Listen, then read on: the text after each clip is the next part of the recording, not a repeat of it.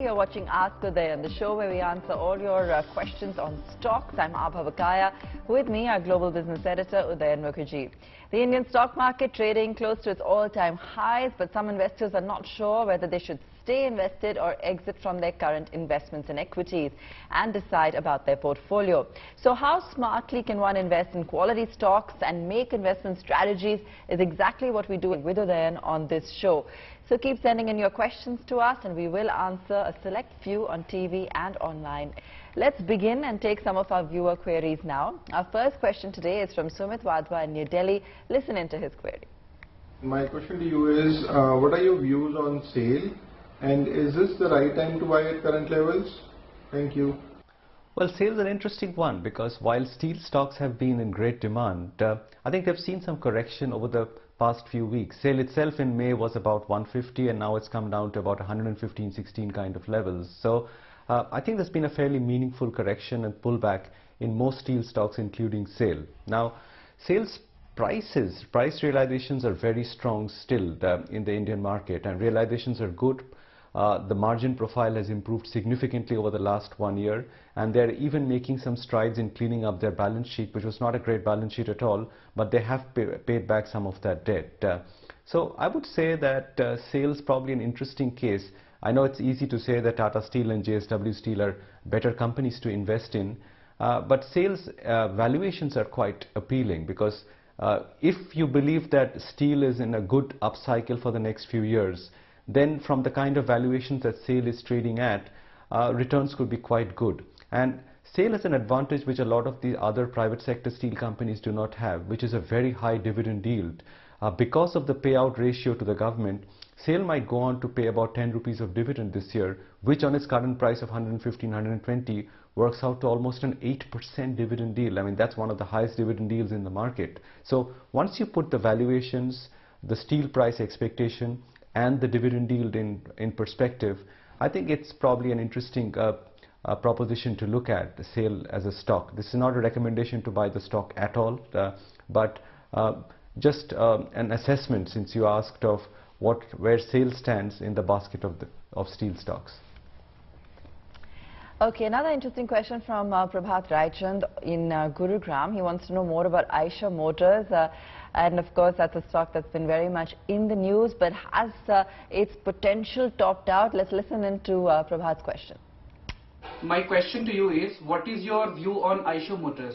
Is it right time to invest? Please suggest. Thank you. Well, Eicher's been stuck in a bit of a trading range of between, say, 2,400 and 3,000. And it's finding it difficult to break out of that 3,000 ceiling because every time it gets there, valuations tend to become rich at nearly close to 28-30 times. Beyond that, Eicher is really stretching it on the valuation chart. Now, the good news about Eicher is that they've recently launched the 350 Classic, the Bullet, and the reception for that seems to be quite good. And this is such an important part of Eicher's revenues going forward, the 350 Classic, which is their bread and butter model.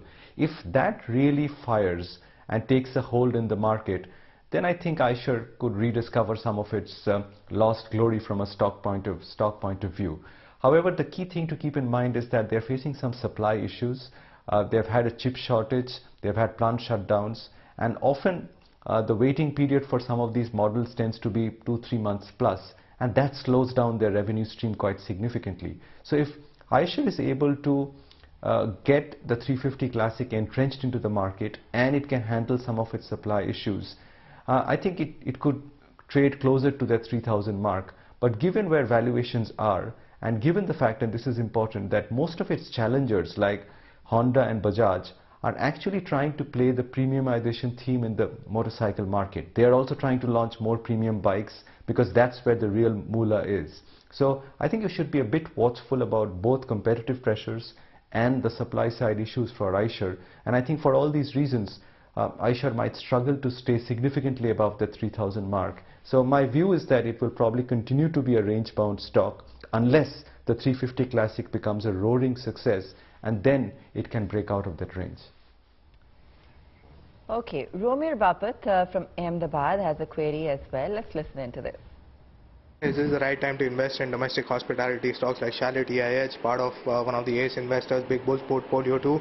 Should we be bullish, go for long-term delivery, or only for intraday as of now, considering fears of the third wave? Well, I can't guide you about intraday trading. I know nothing about it. But I think hotels are bouncing back as a sector because they've had such a bad run over the last 1.5 years. The signs are that the worst is over, fingers crossed, and they're probably back to business, because you can see that the leisure part of the business has clearly recovered quite smartly. Corporate is slowly getting back. The part which is not firing yet, and might actually have to wait for a while longer, is international hospitality, because international travelers have still not started coming, and that's an important part of Indian hotels business as well. So business is better, it is improving, it may continue to improve, but I'm not a great fan of the hospitality sector. You can play this as a rebound trade. I mean, people are talking about revenge tourism, and some part of that is true. So you could have a rebound in some of these hospitality, even luggage kind of names, as the fear of COVID recedes.